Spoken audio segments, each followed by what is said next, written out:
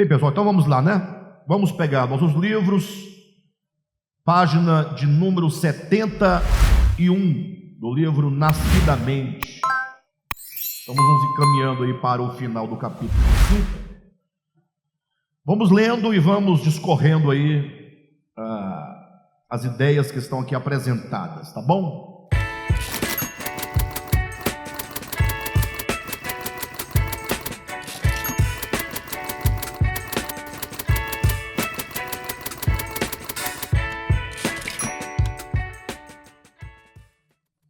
Diz assim, queridos, depois dessas 3 estrelinhas aí para baixo, da página 71, no auge de sua adolescência, entendendo-se o homem superior a todas as demais criaturas infra-humanas, encheu seu coração de vaidade, e desviando-se pouco a pouco de sua verticalidade, que ainda lhe permitia olhar para o Criador, começou a desejar por uma vida independente. 2 pontos. Afinal, por que manter atado a um Deus? Por que me manter atado a um Deus por laços e algemas, se meus braços são fortes e capazes de prover para mim tudo de que necessito? Falava o homem de si e para si mesmo. Temos aqui, queridos, 3 pontos importantes até aqui o momento dessa leitura. O primeiro nós falamos na semana passada, no último estudo, a questão no auge de sua adolescência, né? Mostrando que essa adolescência é uma referência a um estágio de consciência da humanidade, quando ela se ensoberbece, entendendo a adolescência não no sentido literal, mas no sentido simbólico, né? Como assim acontece com a maioria dos seres humanos, quando atinge a idade da adolescência, costuma se rebelar contra os pais, contra os valores, contra os costumes, né? Contra as regras, contra a disciplina. É um período assim em que a criança, esse estágio de adolescência, vai se sentindo potente, dono do mundo, e não raras vezes faz muitas besteiras, né? Falamos assim porque na parábola do filho pródigo, em que Jesus conta, falando acerca da queda do homem, Jesus fala que o filho mais moço é o filho que sai de casa, né? É o filho que representa Adão no seu processo de queda. Então, o filho mais moço implica essa fase, né? Em que o homem, ao se sentir superior aos demais seres da criação, quando o homem toca na sua intelectualidade, quando o homem passa a discernir entre o bem e o mal, então agora ele se sente capaz, se sente suficiente, e então, como assim, num ato de loucura, ele agora procura se distanciar do Criador. Como diz aqui no nosso texto, né, diz: e desviando-se pouco a pouco de sua verticalidade, que ainda lhe permitia olhar para o Criador, começou a desejar por uma vida independente. Então aqui é o segundo ponto. Por quê? Desviando-se pouco a pouco de sua verticalidade. O livro de Gênesis é um livro que, embora ele seja mítico, ele esteja ali num gênero literário rudimentar, mas as suas figuras são muito profundas. O que nós vamos notar? Que ali é dito que quando, depois que o homem peca, que o homem cai, aí então Deus aparece e vai ali trazendo algumas sentenças, né? Contra a mulher, contra o homem, contra a serpente. E quando então Deus se dirige à serpente, olha como interessante, o Senhor implica, ou melhor, o Senhor impõe sobre ela um castigo. Ele diz: comerás pó todos os dias da tua vida, rastejarás e comerás pó. E por causa dessa ideia, que a partir de então a serpente seria um ser rastejante, comendo pó, essa ideia suscita muitos questionamentos, né? As pessoas esquecem do que há de essencial e ficam perguntando: será que a serpente, antigamente, a cobra, voava? Ou será que ela tinha pés, ela andava?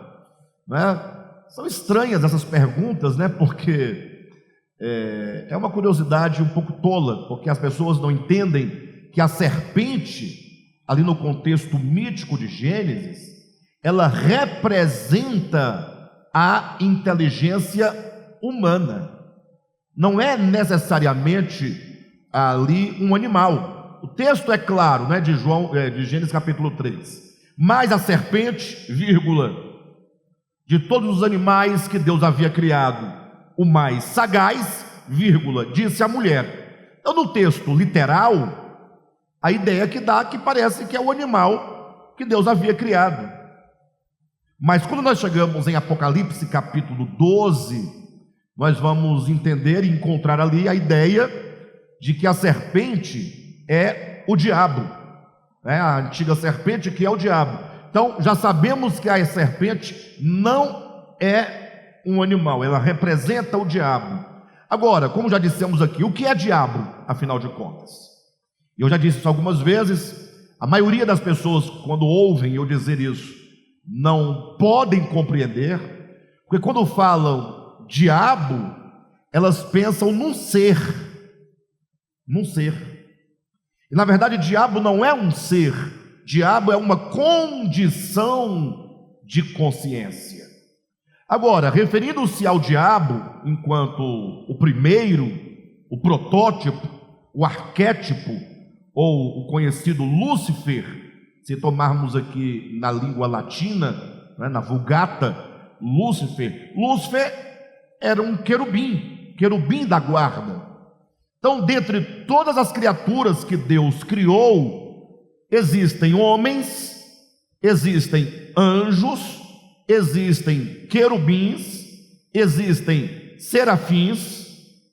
Então, anjo, arcanjo, querubim e serafim são categorias de seres criados. Então, uma coisa é o homem, uma criatura, outra coisa é Lúcifer enquanto um querubim. Mas ambos são criaturas, são tipos de criaturas que Deus criou. Agora, quando o querubim ele se enche no seu coração de violência contra Deus, quando ele cultiva a rebelião no seu coração, quando a sua consciência é desviada da verdade e ele se torna adversário de Deus, ou seja, quando é gerado no coração do querubim uma disposição de antagonismo contra Deus, a condição dele agora é uma condição satânica, uma condição de adversidade.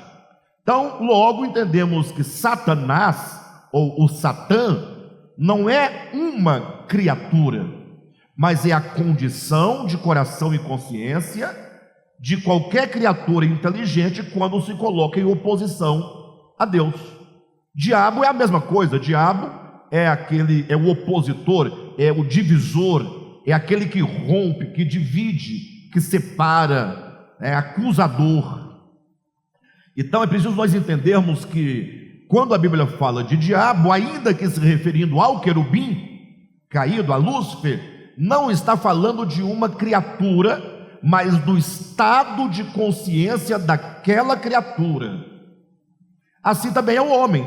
E quando o homem se rebela contra Deus, ele não passa a ter uma consciência de antagonismo contra o Criador? Ele também não se torna satânico no sentido de adversário do Criador? O homem também não se torna diabólico no sentido de ser acusador? Ora, mas o homem deixa de ser homem por isso? Nasce chifre, rabo de seta, pé de cabra, olho puxado de fogo, língua trissuca? Não, ele continua sendo homem. Então toda e qualquer criatura que se faz inimigo de Deus é em condição e estado de consciência Satanás. Não é sem razão que Jesus chama Pedro de Satanás em Mateus capítulo 16. Mas como a maioria das pessoas não entendem isso e não querem entender, Elas acham que naquele momento, em Mateus 16, quando Jesus fala a Pedro, arreda Satanás, eles pensam que Pedro estava possesso do diabo, não é? Ou mesmo quando diz que o diabo entrou em Judas, né? Tem também um texto. O que quer dizer que o diabo entrou em Judas naquele momento? É que naquele momento a consciência de oposição de Judas em relação a Cristo se consumou. Ou seja, ele foi nutrindo e cultivando uma oposição a Cristo, até que chega no ápice e ele é tomado completamente por aquela consciência de oposição. É o momento de plenitude de rebelião. Jesus fala a Judas, não ao diabo que estava nele. Ele diz: vai e faça o que você, Judas, tem que fazer, não é? E também o próprio Jesus vai chamar o próprio Judas de diabo, salvo engano, no capítulo 12, ou melhor, no capítulo 6 do Evangelho de João. Jesus, olhando para os 12 apóstolos, ele diz: não vos chamei eu em um número de 12, pois um de vós é diabo. Então, quando a inteligência humana ou a inteligência angelical, inteligência é inteligência em níveis distintos, mas é a capacidade de interligar as coisas, de interagir com as coisas, de interpretar as coisas, ou a inteligência, interpretar, interagir. Quando essa consciência é onde reside o livre-arbítrio, não é? Quando o ser criado tem tal consciência, essa consciência é a serpente. Alguém pergunta: então é o diabo? A consciência é o diabo? Não, não. A inteligência é a serpente. Agora, cabe saber se é uma serpente rastejante ou é uma serpente hasteada. Puxa, nós temos que perceber isso. Lembra que Jesus fala claramente em João capítulo 3, versículo 15: assim como Moisés levantou a serpente no deserto, importa que o Filho do Homem seja levantado. Ou seja, ele compara a si mesmo com a serpente do deserto, e ele diz que a serpente do deserto representa o Cristo hasteado numa cruz, suspenso. Ora, por que Cristo é comparado a uma serpente? Mas não a qualquer serpente, uma serpente hasteada, sublimada, suspensa, erguida, não uma serpente terrena, rastejante, né, animal, mas uma serpente crucificada, uma serpente julgada, uma serpente completamente entregue e submissa à vontade de Deus. Então a inteligência humana é representada pela serpente. O próprio Jesus, em um dado momento, ele vai dizer assim para os seus discípulos: olha, sede simples como as pombas e prudentes como as serpentes. Ora, qual a relação de serpente com prudência? É que a serpente representa a prudência, representa a inteligência, representa a sagacidade. Sagacidade enquanto essa capacidade de entender, de conhecer, né, e de decidir pelas coisas. Por isso também que em Gênesis 3 é dito: mas a serpente, a mais sagaz, a mais inteligente de todos os seres que Deus havia criado. Então a serpente representa a inteligência, mas existe a inteligência que, na sua loucura, não é? Porque vocês imaginem, num dado momento o homem criado por Deus se desperta para sua inteligência, ou dizendo de outra forma, a inteligência criada por Deus no homem, ela aflora, ela chega no estado ou estágio de maturação, de maturidade, e o homem se vê, portanto, superior a toda a criação de Deus. Ele se vê acima, né, dos minerais, acima dos vegetais, acima dos animais, porque tem o reino mineral, tem o reino vegetal, tem o reino animal e tem um reino hominal. O homem, o maior de toda a criação. Então, quando nós vamos nos tornando maiores, quando a criança vai crescendo e adquirindo essa capacidade do discernimento e começa a aprender, corre-se um risco muito grande da vaidade e do orgulho e da loucura. Por isso que não raras vezes o adolescente, naquela fase de 13, 14, 15 anos, se revolta contra os pais e às vezes acaba dizendo: quando eu ficar maior eu saio desta casa. É isso que o texto bíblico quer dizer. No caso de Adão, ele se tornou uma serpente rastejante. A sua inteligência se tornou uma inteligência caída, animal, rasteira, terrena. Ao passo que o Cristo de Deus, encarnado em Jesus, conforme está em Isaías capítulo 7, versículo 14 e 15, quando ele chega na idade de discernir entre o bem e o mal, ele se torna serpente crucificada, hasteada, sublimada, celestial, uma inteligência que, ao se perceber inteligente, não se orgulha, mas sabe que tal inteligência é apenas a manifestação da suprema consciência, da suma consciência, da consciência universal, da consciência cósmica que é o próprio Logos. É uma consciência e uma inteligência que se coloca subordinada à inteligência maior, que é o Logos. A palavra Logos, o Cristo, João capítulo 1, quer dizer exatamente consciência universal, consciência cósmica. Por isso que se traduz Logos também por palavra, né? Razão. A palavra Logos quer dizer palavra, quer dizer razão, quer dizer consciência. Então, a diferença de Adão e de Cristo, esse é o contraste.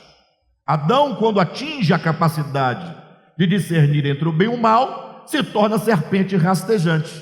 Ele se declina da sua verticalidade. Não é? Porque vocês sabem que uma das diferenças do homem para os demais animais, né, as demais criaturas, é que o homem, em um dado momento, ele se põe de pé, ele se põe sobre os seus pés, como diria nosso irmão Pedro, né? Se põe sobre os pés, se torna um bípede, e essa é uma das características humanas: andar de dois pés, usar as mãos como instrumento de trabalho, além também do crescimento do cérebro, que tem o crescimento suficiente para que a inteligência aflore. O polegar também é uma outra característica do homem em relação aos animais. Vocês já imaginaram, se nós não tivéssemos o polegar, como seria difícil você manusear as coisas? Então esse polegar nos dá habilidade com as mãos. Tudo são diferenças biológicas do homem em relação aos animais. Lógico que a maior diferença, que é o que de fato nos torna humanos, é o sopro de Deus dentro de nós, né? Não estamos negando isso, estamos apenas apontando que o homem, ele tem essa posição de verticalidade, perfeito? Só que, usando a ideia de que o homem tem a verticalidade, porque ele se põe sobre os pés, porque é inteligente, porque é homem. Então, porque é homem é inteligente, porque é homem inteligente, ele se põe sobre os pés, ele tem a verticalidade como característica humana. Então, usando essa verticalidade como metáfora, dizemos que o homem agora vai se declinando da sua verticalidade para se tornar rastejante. Simbolicamente, o homem é como uma inteligência que agora rasteja. E a ideia de terreno, comer pó e rastejar implicam os símbolos de uma inteligência caída, animal e terrena. Tudo isso no sentido simbólico, né? Quando Cristo, por exemplo, falava com os fariseus, Salvo engano, no capítulo 8 do Evangelho de João, Jesus fala: vós sois cá de baixo, eu sou lá de cima. Então esse lá de cima e o cá de baixo não quer dizer necessariamente ou somente questões espaciais, mas quer dizer, eu sou uma consciência do céu, uma consciência celestial, e os homens são consciências terrenas. Por isso que a ideia de terreno está ligado ao pecado, e a ideia de celestial está ligado ao divino, ao sagrado, ao santo. É o santo em contraste com o profano. Esse é o segundo aspecto que nós podemos extrair aqui do nosso livro, quando diz: desviando-se pouco a pouco de sua verticalidade. Então agora ficou claro a ideia de verticalidade aqui? Desviando-se pouco a pouco de sua verticalidade, o que significa que ele vai se tornando de humano animal. Essa ideia de humano tornar-se animal, perdendo essa verticalidade, tornando-se quadrúpede, tudo isso simbólico, tá, pessoal? Tudo isso metafórico. Está lá também na ideia de Nabucodonosor. Vocês lembram de Nabucodonosor? Qual foi o problema de Nabucodonosor que nós podemos encontrar em Daniel capítulo 4? Imagine vocês que ele construiu um grande império, e tendo ele conquistado um grande território, que é o Império Babilônico, ele construiu uma grande casa oficial, a casa oficial do rei, um grande palácio. Inclusive os jardins de Babilônia são uma das 7 maravilhas do mundo antigo. Então ele cria aquele grande palácio, e aí ele, olhando para a obra que ele havia realizado, ele diz: esta é a grande casa que eu edifiquei. Que eu edifiquei. Então o texto de Daniel deixa claro que o que aconteceu naquele momento? Nabucodonosor deixa de dar a glória a Deus. E essa é a ideia de pecado original. Se vocês lerem Romanos capítulo 1, leiam a partir do versículo 18 em diante. Capítulo 1 de Romanos, do 18 em diante, Paulo deixa claro que o grande problema do homem em relação a Deus é esse estado de loucura, de não conferir glória ao Criador e de não lhe render graças, antes fazer de si mesmo um Deus. Esse é o problema. Então, é interessante porque quando se fala de pecado, as pessoas logo vão querer buscar alguma coisa externa para chamar de pecado, e se esquece que até a sua própria religião pode ser o seu grande pecado. Se a sua religião te traz orgulho, te traz presunção, em detrimento ao outro que não tem a mesma compostura religiosa da sua religião, e você se põe acima do outro, e isso gera orgulho, e isso é o pecado original. Então, quando Nabucodonosor diz: esta é a grande casa que eu edifiquei para a casa real, para ser a casa real, o que aconteceu? Ele perde a sua verticalidade, que ele era homem, e se transforma num animal, numa besta do campo. E segundo a Escritura, por 7 anos fica ali comendo grama, comendo capim, comendo erva, como os animais, como as bestas do campo. Eu sei que em pleno século 21, pós-modernidade, alguns poderão dizer: mas será mesmo que Nabucodonosor virou uma besta assim? Porque empiricamente falando, pragmaticamente, é uma coisa diferente, não é? Alguém se transformar numa besta. E aí agora o mundo se divide entre os que acreditam que ele virou uma besta e os que não acreditam que não virou besta coisa nenhuma. Aí fica os bestas acreditando que virou e os bestas que não acreditam que virou. Quem está entendendo? No final está todo mundo bestificado, porque a ideia não é essa. A Escritura não nos serve para nós ficarmos atrás dessa investigação, que caso você chegue a uma conclusão plausível, não vai resolver nada. Virou, não virou, virou, e daí? Não virou, e daí? O que importa é o ensinamento. Qual é o ensinamento? O homem tem por característica humana, porque é inteligente, porque tem o sopro divino, que é a consciência cósmica, que é o Logos, que é o Cristo, que o faz um ser inteligente. Ele tem por característica a verticalidade. Homem é vertical.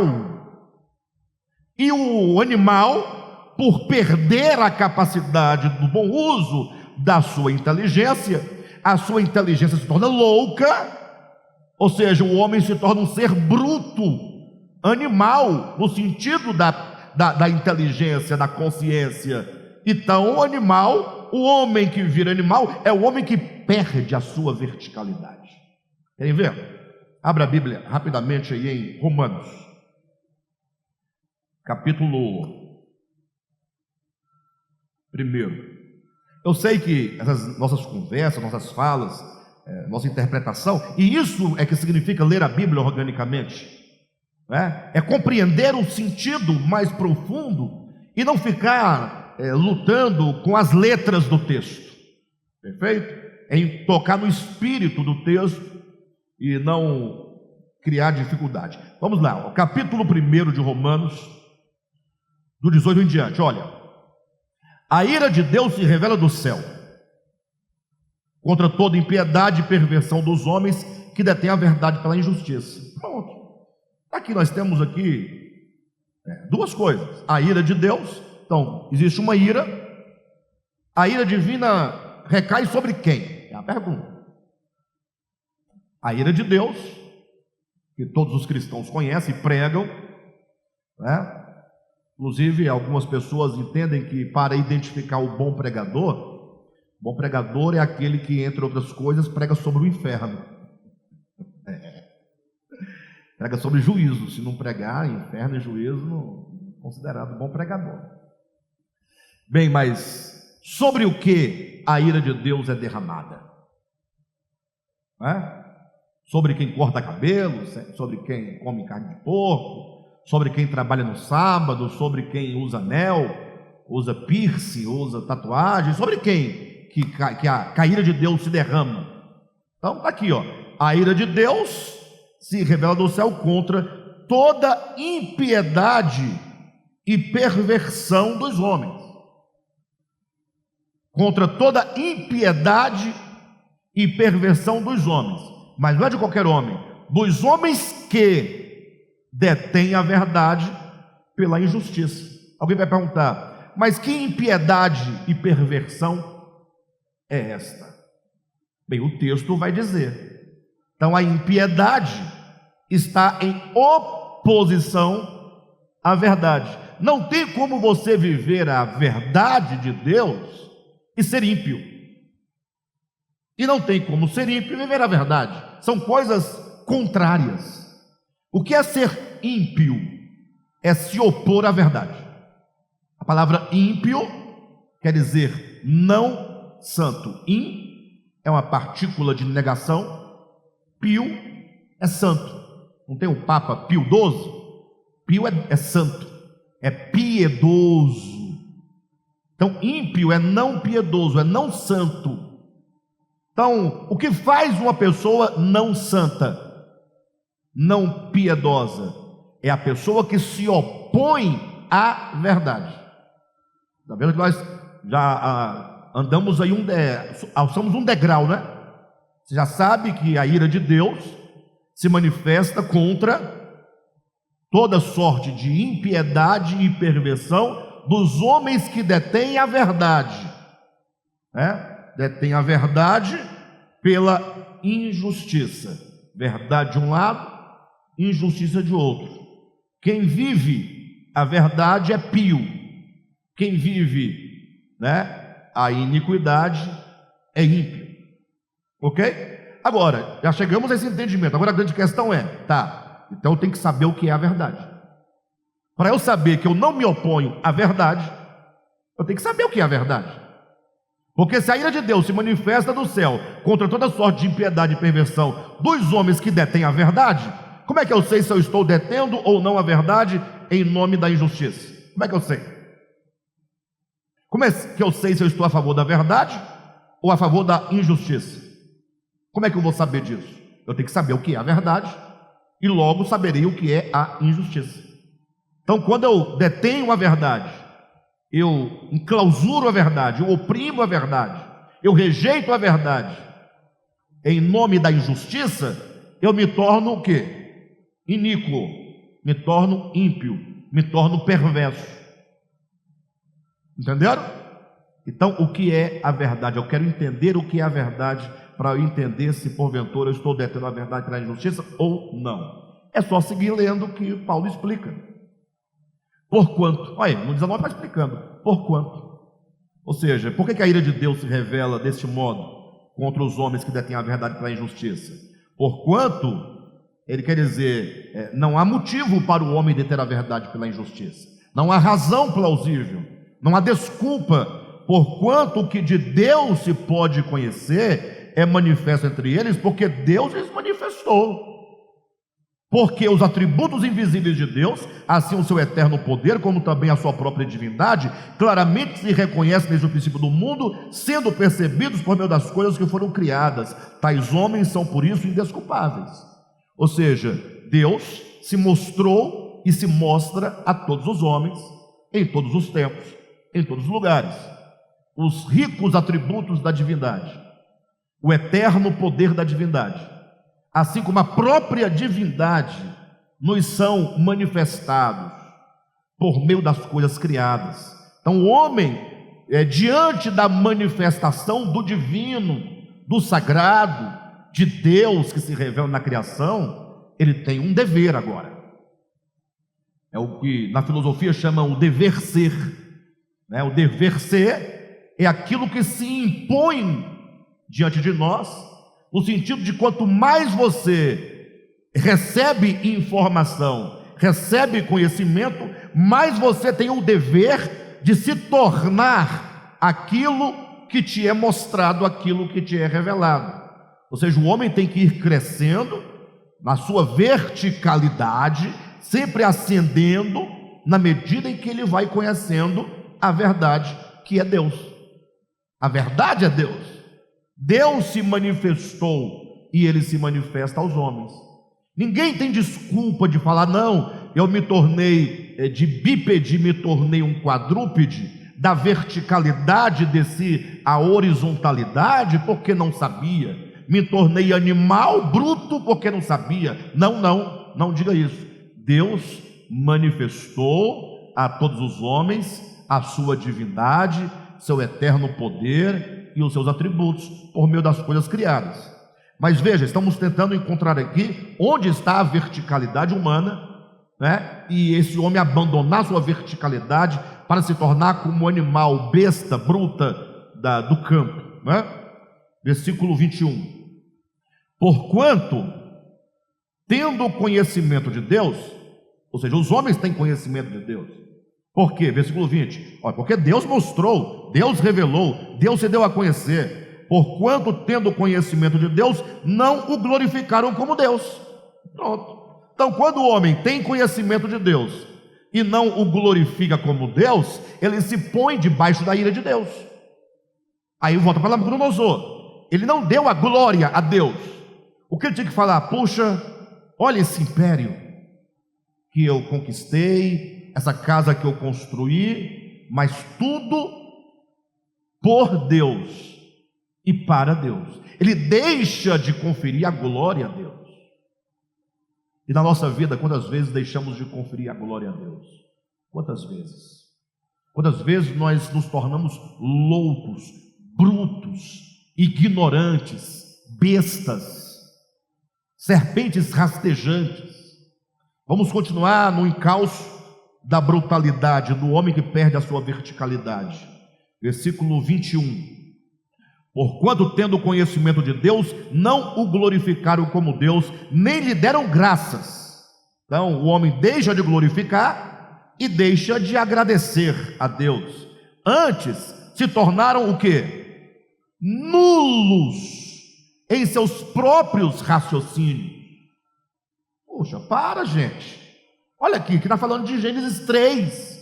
da serpente rastejante. O homem perde a sua verticalidade, característica da sua humanidade, se torna serpente agora rastejante. Então pare de perguntar se a serpente voava ou andava, não é isso que está dizendo o texto. Tem nada a ver com serpente voar, andar, porque não é do animal que está dizendo, não é sobre o animal, é sobre a inteligência, que torna agora como um serpente rastejante, perdendo a verticalidade, deixando a sua verticalidade, que significa humanidade, para se tornar nulo no seu próprio raciocínio. Ora, uma pessoa que tem raciocínio, ela tem o quê? Razão, raciocínio, sim ou não? Se a sua razão, que é o seu raciocínio, ou se o seu raciocínio, que é a sua razão em operação, se torna nula, você perdeu sua humanidade. Então, ser homem, ser humanidade, é mais do que ser desse gênero humano. Em outras palavras, há muitas pessoas que, sendo do gênero humano, são brutos e animais, no sentido espiritual da coisa. Por isso que Nabucodonosor agora vai ser colocado, como uma besta para comer capim. Só isso. Ele virou besta, não virou besta, virou um animal, mas foi uma mula? Foi um jumento? Foi? O que foi que ele virou? Uma capivara? Vamos ficar perguntando. Olha, mas até onde vai o raciocínio do crente? Ele não entende que, assim como Nabucodonosor, há milhares e milhares de homens hoje transformados em verdadeiras bestas, por ignorarem o Criador, por não darem glória ao Criador, não lhe render graças. Mas não deixou a sua forma humana, porque a ideia não é a forma humana, é a verticalidade da consciência. Maravilha, né? É isso que é ler a Escritura de forma orgânica, entender o sentido espiritual dos acontecimentos, das narrativas, dos episódios. Quem se prende à letra do texto jamais vai compreender o que aconteceu com Nabucodonosor, jamais vai entender porque Cristo é a serpente hasteada de bronze, jamais vai entender a serpente de Gênesis 3, e aí no final vai ficar com cobra lá, com cobra aqui, e com uma besta, uma mula lá em Babilônia, e vai ficar só com mula e besta no final. Vocês sabem qual é o resultado. Mas vamos continuar em busca dessa nulidade, dessa bestificação da consciência humana. Versículo 21 do capítulo 1 de Romanos. Porquanto, tendo conhecimento de Deus, não o glorificaram como Deus, nem lhe deram graças, antes se tornaram nulos em seus próprios raciocínios, obscurecendo-se-lhes o coração insensato, inculcando-se por sábios. Olha a serpente aí, olha a inteligência aí, olha a sabedoria aí. Tornaram-se o quê? Loucos. Tornaram-se o quê? Loucos. Aí, para você entender o versículo 23, eu pergunto: a Deus, não a Deus? E ao homem? Qual a relação? O homem é criado à imagem e semelhança de quem? De Deus. Aí eu pergunto: qual é o homem que é a imagem e semelhança de Deus? São todos? Boa pergunta. Se são todos os homens a imagem e semelhança de Deus, onde está essa semelhança com Deus? Porque às vezes o homem parece uma besta selvagem, sim ou não? Uma víbora venenosa. Por que será que o anticristo, lá no Apocalipse, é chamado de besta? Antigamente falava-se muito a besta fera, né? Porque toda besta é uma fera, e toda fera é uma besta. Ou melhor, toda besta é uma fera, mas nem toda fera é uma besta. O homem, inculcando-se por sábio, tornou-se o quê? Louco. E quando o homem que é sábio, o sábio não é a sabedoria, não é a inteligência, e sabedoria e inteligência não é a consciência eterna, divina, cósmica, não é o logos, mas quando essa consciência se obscurece, se torna louco, animalesca, ele agora é imagem e semelhança de Deus? Olha o que acontece, olha o versículo 23, e mudaram a glória do Deus incorruptível. Ora, se o homem é a imagem e semelhança de Deus, o homem é a glória de Deus. Então, o homem ser a imagem e semelhança de Deus é ter essa glória de Deus. O que é a glória? É mostrar esse Deus. E Deus se revela por meio da consciência humana. Só que quando esse homem se torna agora louco, ele transforma a glória de Deus em quê? Olha o texto bíblico. Versículo 23. E mudaram a glória do Deus incorruptível em semelhança de homem corruptível, bem como de quê? Aves, quadrúpedes e répteis. Daí o homem reproduzir essa sua loucura e insensatez em ídolos em forma de animais. Porque se o homem é a imagem e semelhança de Deus, quando o homem decai, ele agora passa a expressar o quê? Aí vem os ídolos como manifestação da condição de sua consciência. Ele fala, já tem nada a ver o homem com o ídolo que ele faz? Não tem nada a ver? Não tem nada a ver? Então, segura Romanos aí, não sai daí não, e abra no Salmo de número 115. Aí você vai ver se não tem nada a ver, né? Isso se eu estiver correto do Salmo. Acharam 115? Não a nós, Senhor, não a nós, mas ao teu nome da glória, por misericórdia da tua fidelidade. E aí nós temos que ler a Bíblia, e nós estamos lendo aqui Romanos, primeiro para explicar Gênesis 3, para explicar a serpente, para explicar a besta do Nabucodonosor, para explicar a loucura humana aqui, o problema do pecado, de não dar glória a Deus, não de render graças, tudo isso. Aí você vai para um salmo desse, você não pode engolir isso aqui como um avestruz que vai comendo o que vem pela frente, vai engolindo, né? Ele diz assim, olha, não a nós, Senhor, não a nós. Olha a oração, está tudo relacionado, todos os textos que nós estamos citando aqui, um complementa e explica o outro. Não a nós, Senhor, não a nós, mas ao teu nome da glória, por amor da tua misericórdia e da tua fidelidade. Esse é o espírito do homem em sua verticalidade. Não a nós. Isso aqui é o oposto de Romanos capítulo 1. Só que agora esse homem, na sua verticalidade, que diz não a nós, mas a ti seja a glória, ele vai expor os homens que estão na condição de loucura. E aí ele vai dizer assim no versículo 2: por que diriam as nações, onde está o Deus deles? Por que as nações diriam, onde está o Deus de vocês? Vocês quem? Esses que dizem não a nós, Senhor, mas ao teu nome, a glória. Versículo 3: no céu está o nosso Deus, e tudo faz como lhe agrada. Agora, tratando desses que questionam a esse Deus, prata e ouro são os ídolos deles. Olha os ídolos aqui, transformaram a glória de Deus, Romanos 1, em imagem de homens, o que?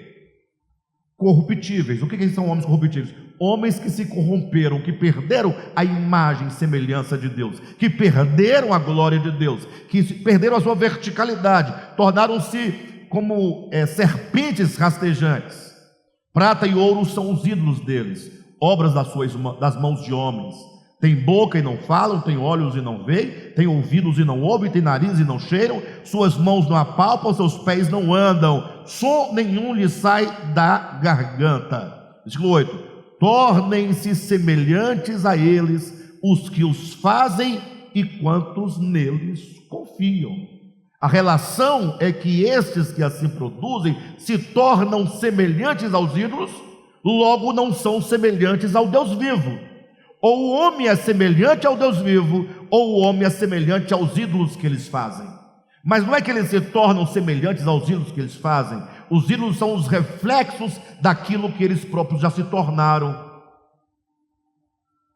Por isso que eles fazem, Romanos capítulo 1, fazem para si, não é? Capítulo 1, versículo 23, e mudaram a glória do Deus incorruptível em semelhança de imagem de homem corruptível, bem como de aves, quadrúpedes e répteis. Então, aves, quadrúpedes e répteis são ídolos que manifestam agora a imagem do homem que os faz. O homem faz os seus ídolos na forma de quê? De homem corruptível. O homem faz ídolos na forma de aves, na forma de quadrúpedes, na forma de répteis. Porque lá em Salmo vai dizer que esse homem que faz tais ídolos é semelhante ao ídolo. Se torna tão impotente quanto um ídolo. Tem boca e não fala, tem mão, mas não apalpa, tem pés, mas não caminham, tem garganta, mas não som nenhum sai da sua boca. Se torna uma relação de semelhança. Então, o homem na sua verticalidade semelhante ao Deus vivo. O homem na condição de serpente rastejante, semelhante a bestas do campo, a répteis, a quadrúpedes. Bem, nós fomos até os quadrúpedes, os répteis, para poder explicar essa frase aqui, ó, página 71. E desviando-se pouco a pouco de sua verticalidade. Ficou clara a verticalidade aqui? Que o homem foi perdendo a verticalidade? Ou ele foi se embestecendo, ele foi se embrutecendo a condição de consciência, de coração, pouco a pouco se desviando de sua verticalidade, que ainda a verticalidade lhe permitia olhar para o Criador. Olha aí, pessoal, verticalidade nos leva a olhar para o Criador. Perde a verticalidade, você olha para o chão, se torna terreno, né? Se torna terreno, caído. Começou então este homem a desejar por uma vida independente. 2 pontos, caberia aspas aqui para dar início ao discurso direto, como quem coloca a voz na boca deste homem que caiu, como se Adão, naquela ocasião que estava decidindo viver por si mesmo, tornar-se serpente rastejante, como se ele dissesse: afinal, por que me manter atado a um Deus por laços e algemas? Se meus braços são fortes e capazes de prover para mim tudo de que necessito. Então, quando o homem não confere a glória ao Criador e não lhe rende graças, por que ele o faz?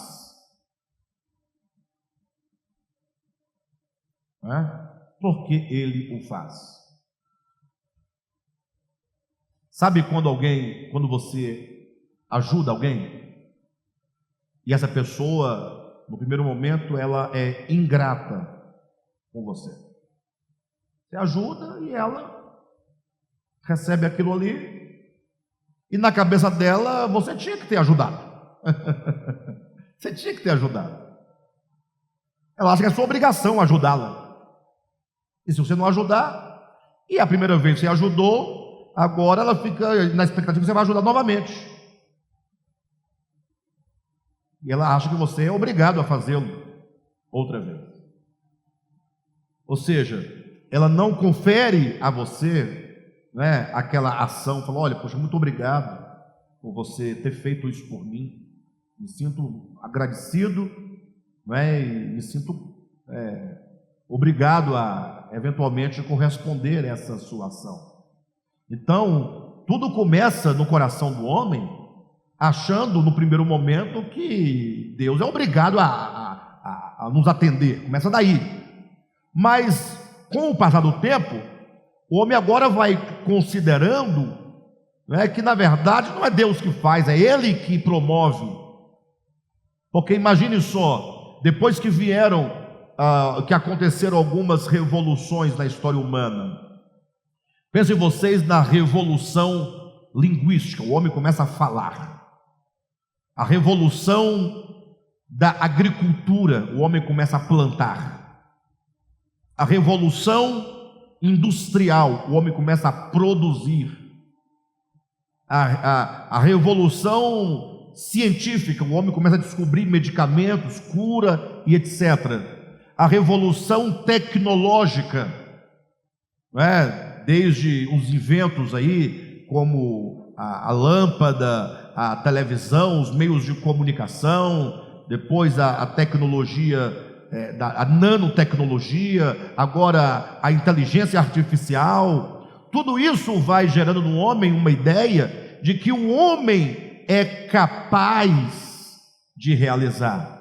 E aí não precisa perguntar nem para a Bíblia, nem para Deus, nem para um cristão. Basta perguntar para um ateu, como o Yuval, que escreveu o livro O Homo Deus, Yuval Harari, que ele diz que muitas revoluções aconteceram na experiência humana, e agora, segundo ele, a partir de 2016, a nova agenda da humanidade é o homem tornar-se Deus, ou pelo menos a pretensão de tornar-se Deus, com o domínio do envelhecimento ou do não envelhecimento e da vida eterna. Não, mas é o caminho que está indo aí. E ele é um ateu, e ele vai usar em letra minúscula, mas vai dizer: mas o apocalipse vai acontecer. Ele coloca o apocalipse com minúsculo, mas ele diz que vai acontecer. Leiam, Homo Deus. Ele vai dizendo que essas experiências das revoluções humanas foi transformando o homem pouco a pouco, Homem sapiens, depois Homo faber, depois Homo ludens, agora Homo Deus. É a ideia. Ou seja, ele quer dizer, o que o homem vai conquistar agora? É a pergunta do Harari. O que falta para o homem conquistar? O que falta para a árvore do conhecimento do bem e do mal, que mata se dela depender? Qual é o fruto final? Qual é o amadurecimento final do fruto da árvore do conhecimento, senão a pretensão de cumprir e de realizar a promessa da serpente: serás como Deus. Então, essa é a ideia. O homem se torna ingrato, o homem passa a conferir a si. Por que ele não dá glória a Deus? É porque fui eu que fiz. Eu não dependo, diz o homem, de Deus para resolver o problema da minha saúde. O homem inventou a penicilina, uma grande descoberta. Muitas doenças já são resolvidas. Harari vai dizer que o problema do homem não é um problema espiritual, não é um problema, é um problema, diz ele, um problema técnico, é um problema mecânico. Ele diz que o homem é como um carro. Quando o carro para, não anda mais, ele tem um problema de natureza física e mecânica. Faltou gasolina, então coloca gasolina que o carro vai andar. Não, o carro ele quebrou lá um mecanismo, tal, troca a peça, ele vai andar. Qual é o problema do homem? Ele fala: o problema da angústia do homem não tem nada a ver com Deus. O problema do homem é um problema técnico. Você pode resolver corrigindo a comunicação entre neurônios que vão gerar substâncias da alegria, do prazer, da satisfação. Então, diante desse quadro, diz o Harari, o homem está chegando agora no ponto de assentar-se no santuário de Deus, julgando-se como se fosse o próprio Deus. Este é o homem bestificado, embrutecido, ignorante. É a besta que se transformou Nabucodonosor, é a serpente rastejante, lá de Gênesis capítulo 3. Não é? E é isso que nós estamos apresentando aqui, que está acontecendo com este homem. Página 71. Não é? No auge de sua adolescência, entendendo-se o homem superior a todas as demais criaturas infra-humanas, encheu o seu coração de vaidade, e desviando-se pouco a pouco de sua verticalidade, que ainda lhe permitia olhar para o Criador, começou a desejar por uma vida independente. Afinal, por que me manter atado a um Deus por laços e algemas, se meus braços são fortes e capazes de prover para mim tudo o de que necessito? Falava o homem de si, para si mesmo. A loucura tomara conta do coração juvenil, e utopias e miragens lhe faziam enxergar um país distante distante, cheio de alegria e prazer, licenciosidade e luxúria, permissividade e liberdade. Vocês estão entendendo aqui que a narrativa é do filho pródigo, né? Dá para perceber. A loucura tomara conta do seu coração juvenil, do filho mais moço. E utopias, a palavra utopia quer dizer lugar nenhum. Utopia é aquilo que não há, aquilo que não existe, só existe na sua cabeça. Utopia, partícula de negação, não. Topia vem de topos, lugar. Topografia é a grafia, o registro daquele território, daquele lugar. Utopia é nenhum lugar, lugar nenhum, fantasia. Você nunca vai alcançar, porque esse lugar não existe. O filho pródigo achou que ia para um lugar distante e encontraria um lugar cheio de quê? A loucura tomara conta do coração juvenil e utopias e miragens. A miragem é quando você vê, mas quando se aproxima não há nada. A miragem faz parte da sua loucura. Utopias e miragens lhe faziam enxergar um país distante, país esse cheio de alegria e prazer, licenciosidade, luxúria, permissividade e liberdade. A serpente da inteligência humana. Irmãos, a serpente da inteligência humana oscilava entre o hastear-se na cruz e o rastejar-se no pó. Porque percebem que nós estamos dizendo, no auge da sua adolescência, entendendo-se o homem superior a tudo, dizia no coração: por que eu vou me tornar sujeito a um Deus ligado a ele, a ataduras, a algemas? Por que não ir para um país tal e viver assim, prazeres, licenciosidades, luxúrias, permissividade, liberdade? Percebe-se aqui que a narrativa do texto está colocando o homem aqui num processo de queda.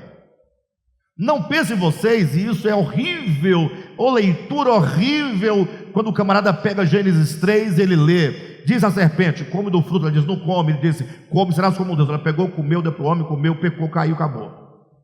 A leitura do texto não dá um minuto. A pessoa pensa que o homem caiu em um minuto. Não existe queda em um minuto. Queda é processo. E eu vou dizer mais: queda é tão processo quanto salvação.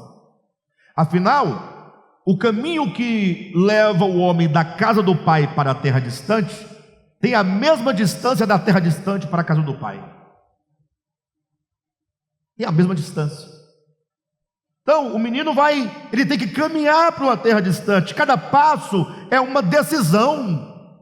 É uma tomada de decisão, é uma tomada de atitude, até chegar no fundo do poço, criando porcos. Agora, o caminho também não é caindo em si, está na casa do pai. Ele tem que trilhar o caminho de volta. Cada passo uma decisão, cada decisão uma atitude em direção à casa do pai. Logo, queda e salvação são processos. Não há mágica. Então fique tranquilo, você que ouve a palavra, que ama a palavra, ama o evangelho, fala assim: poxa, mas eu estou distante do objetivo do evangelho, eu não consigo me ver ainda no evangelho pleno. Não se preocupe com isso, apenas caminhe na direção. Cada dia, um dia, cada passo, um passo. Só caminhe. O restante Deus já está fazendo, ou Ele já fez. Basta você seguir com perseverança. Amém? Então, vemos aqui a ideia de processo, né? Página 72. A serpente da inteligência humana oscilava entre o hastear-se na cruz e o rastejar-se no pó. Ora, essa oscilação entre a cruz e o pó, cruz e pó, chama-se tentação. Tentação, ela está acontecendo. A tentação é quando você fala, puxa, a cruz, né? Aí você fala, puxa, mas e o pó? O pó é muito bom, o pó é maravilhoso. O pó que eu falo é pó, a terra, tá, irmãos? Terra. Aí você fala, puxa, mas e a cruz? Lá no alto, puxa, mas cai embaixo. Aí você fica sendo o quê? Tentado, oscilando entre a cruz e o pó da terra. A cruz propunha ao indeciso homem uma existência em plena harmonia com o divino, em completo reconhecimento de que ele nada seria sem o todo, única maneira de encontrar a sua plenitude. Olha, a cruz, vou repetir, a cruz propõe ao homem, ao indeciso homem, uma existência em plena harmonia com o divino, em completo reconhecimento de que ele, o homem, nada é ou nada seria sem o todo. Deus é o todo, única maneira de encontrar a sua plenitude. Então, o homem só encontra a sua plenitude no todo, perfeito? E o pó, que é a terra, se lhe oferecia por alimento. O pó se oferece ao homem por alimento, garantindo-lhe fazê-lo senhor de todos os reinos do mundo, por onde rastejaria todos os dias de sua vida. E aqui já estamos dialogando com a tentação de Cristo no deserto, quando o diabo lhe oferece todos os reinos do mundo. Então, se por um lado a cruz propõe uma existência plena, em plena harmonia com Deus, uma existência em completo reconhecimento de que o homem nada é sem o todo, porque o todo, estar no todo, é a única maneira de encontrar a sua plenitude. Por outro lado, o pó se lhe oferecia por alimento, o pó oferecia-se a si mesmo ao homem como alimento, dizendo ao homem que se o homem comer o pó, o homem será feito senhor de todos os reinos do mundo, por onde, por esses reinos, enfim, rastejaria todos os dias da sua vida. E diante desse monólogo interior do homem, somente a sua consciência testemunhava o drama da tentação. Irmãos, eu vou parar por aqui, porque se eu continuar a leitura, eu poderia conseguir chegar à página 74 lendo, mas nós iríamos perder muita coisa que está aqui dentro, e eu não quero fazê-lo de qualquer maneira. Eu vou devagarzinho, sem pressa, tirando o melhor deste livro, e o melhor das Escrituras, porque este livro é apenas paráfrases dramáticas do texto bíblico. Tá bom? Então, glória a Deus, que Deus abençoe a todos. Vou marcar aqui, página 72, onde nós paramos. Semana que vem nós retomamos. Espero que nessa semana vocês reflitam e pensem sobre a questão da verticalidade humana e do embrutecimento do homem, que o torna como uma besta do campo. Tá bom?